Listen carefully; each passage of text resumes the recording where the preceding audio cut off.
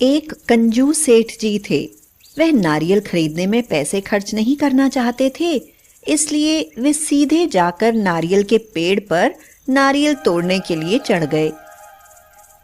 इतने सीधे और लंबे पेड़ पर चढ़कर उन्होंने नारियल तोड़ तो लिया, मगर उतर नहीं पाए।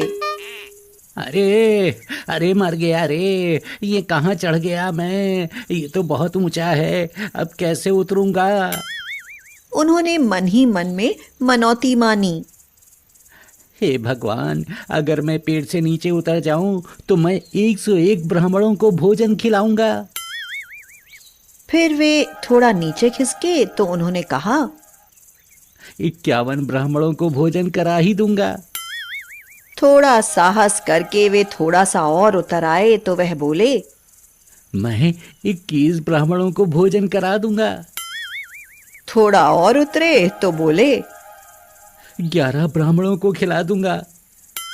तब तक वे उतर आए तो बोले, एक ब्राह्मण को तो मैं खिला ही दूंगा। अब सेठ जी बहुत कम खाने वाले ब्राह्मण को खोजने लगे। एक ब्राह्मण उन्हें मिल ही गया। आप कितना खा लेते हैं? यदि सेठ जी कंजूस थे तो ब्राह्मण महाचालू चतुर गुरु घंटाल थे। जी यजमान, मैं 50 ग्राम खा पाता हूँ, मुश्किल से, बहुत हल्की हल्की 2 पूड़ियाँ बस।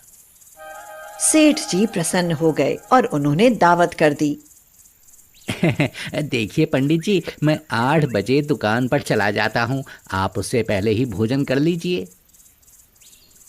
जी ठीक है। सेठ जी प्रसन्न मन से घर आ गए। सवेरे भोजन की सब तैयारी हो गई, पर पंडित जी नहीं आए। इंतजार करके सेठ जी अपनी दुकान पर चले गए। देखो, मैं दुकान पर जा रहा हूँ, मेरे पीछे पंडित जी आए तो उन्हें भोजन करा देना, 11 रुपए दक्षिणा दे देना। और 12 बजे के करीब पंडित जी आए। आते ही कराह कर बोले, पेट ठीक नहीं है, क्या करें? सेठानी जी उनके हाथ पैर धुलवाने के लिए गईं। तभी पंडित जी फूट फूट कर रोने लगे। भावुक होकर सेठानी बोली, क्या हुआ पंडित जी? क्या बताएं, आज के दिन तुम्हारी सती लक्ष्मी जैसी सास जी का ध्यान हो आया। हाथ पैर धुलवाते समय वो मुझे 11 अशर्फी देती थी। भावुक होकर सेठानी बोली, तो क्या हुआ पंडित जी? सासू जी नहीं रही तो क्या, मैं तो हूं ही। ऐसा कहकर उन्होंने 11 अशर्फियां पंडित जी को लाकर दे दी। जब पंडित जी भोजन कर चुके तो फिर से फूट फूट कर रोने लगे। अब क्या हुआ पंडित जी? आपकी लक्ष्मी स्वरूपा सास मुझे 51 अशर्फियां भोजन करने के बाद देती थी, और उसके बाद आटा चावल आदि सीधा अनाज देती थी। आप चिंता मत कीजिए, वह तो मैं भी दूंगी। आटा चावल तेल घी आदि सब सामान सेठानी जी ने बांध दिया। पंडित जी सब ले गए। रात को जब सेठ जी आए तो बोले, पंडित जी भोजन कर गए थे? मैंने उन्हें भोजन करा दिया, लेकिन वह बार बार रो रहे थे। बार बार क्यों रो रहे थे? सासू माँ की उन्हें बार बार याद आ जाती थी, लेकिन मैंने भी फिर कोई कमी नहीं छोड़ी। हाँ, मैंने कहा, सासू जी नहीं है तो क्या हुआ, मैं तो हूं ही। मैंने उनकी सब दान दक्षिणा पूरी कर दी। कैसी दान दक्षिणा?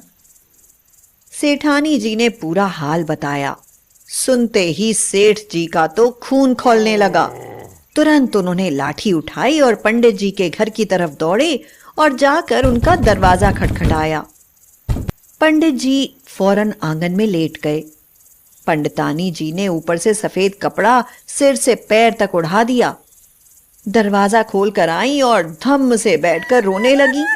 हाय पंडित जी, हम सबको छोड़कर चले गए, अब हमारा क्या होगा? हमको भी साथ क्यों नहीं ले गए? इनको क्या हुआ है? पंडितानी रोते हुए बोली, सवेरे एक सेठ इनकी दावत कर गया था। पता नहीं उसने क्या खिला दिया कि पंडित जी मर गए। हमारे यहाँ तो इनको फूकने तक के पैसे नहीं हैं। सेठ जी बहुत डर गए और उन्होंने पंडित जी के दाह संस्कार और क्रियाकर्म के लिए सारा रुपया दिया। पंडित जी का राशन पानी 2 महीने तक चला। उसके बाद राशन पानी खत्म हो गया तो उन्होंने सोचा सेठ जी के घर चलकर देखूं। वह सेठ जी के घर जा पहुंचे। सेठानी ने हैरानी से पूछा, पंडित जी, आप तो मर गए थे। हाँ, मैं मर गया था, लेकिन स्वर्ग में मुझे आपकी बेटी चुन्नी मिल गई। मरकर वो भी स्वर्ग में रहने लगी है। उसी ने मुझे आपका समाचार लेने भेजा है। मेरी दाढ़ी बड़ी हो गई है, वहाँ कोई नाई थोड़े ही है। तभी मैंने सोचा कि चलो कोई बात नहीं, चुन्नी का भी काम कर दूंगा और अपनी हजामत भी बनवा लूंगा। सेठानी जी ने चुन्नी के लिए बढ़िया बढ़िया व्यंजन, मेवा आदि भरकर राशन सामग्री दे दी और कहा, ये सामान जाकर चुन्नी को दे देना, कहना कि खा पीकर खूब तंदुरुस्त हो जाए। पंडित जी सब लेकर चले गए। जब शाम को सेठ जी आए तो सेठानी ने उन्हें कुछ नहीं बताया। इस प्रकार सेठानी का दिया हुआ राशन भी महीने तक चला। उसके बाद एक दिन पंडित जी दोपहर को आकर सेठ जी के यहाँ उपस्थित हो गए। सेठानी जी पंडित जी को देखते ही खिल उठी और कहने लगी, क्या हाल चाल है पंडित जी? हाल चाल बहुत बढ़िया है। अब तो चुन्नी तंदुरुस्त हो गई है और जानती हो तुम, नानी बन गई है। चुन्नी के लड़का हुआ है। अब तो सेठानी जी बहुत ही खुश हो गईं। चुन्नी ने कहा है, अम्मा से कहना कि नाती के लिए कपड़े और शगुन का सामान भेजें और वो वहाँ दावत करेगी, उसके लिए राशन पानी भी भेज दें। सेठानी जी ने कपड़े, आटा, चावल आदि राशन भर कर उनको दे दिया। पंडित जी, चुन्नी से कहना कि उसकी अम्मा उसको बहुत याद करती है। हाँ हाँ, क्यों नहीं, कह दूंगा, जरूर कहूंगा। पंडित जी आंखों से ओझल हो गए। रात में सेठ जी आए। सेठानी जी ने कहा, जानते हो, आप नाना बन गए। ना मेरी कोई बेटी ना कोई भतीजी, भला फिर मैं कैसे नाना बन गया? अरे, वह अपनी चुन्नी है ना स्वर्ग में, वही उसके लड़का हुआ है, पंडित जी बता रहे थे। यह बात सुनकर सेठ जी को जैसे करंट लग गया। क्या तुम्हारा दिमाग घूम गया है? कहीं वो तुमसे कुछ ठग तो नहीं ले गया?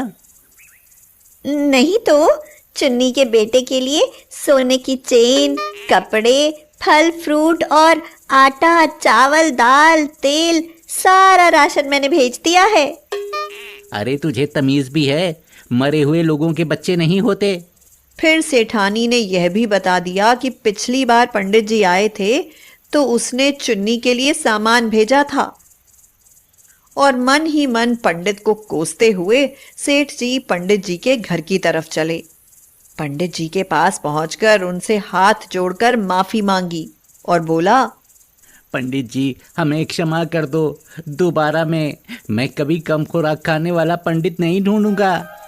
दोस्तों, ऐसे और मजेदार कहानियों के लिए किड्स स्टोरीज चैनल को प्लीज सब्सक्राइब कीजिए और बेल आइकन को जरूर से दबा दीजिए।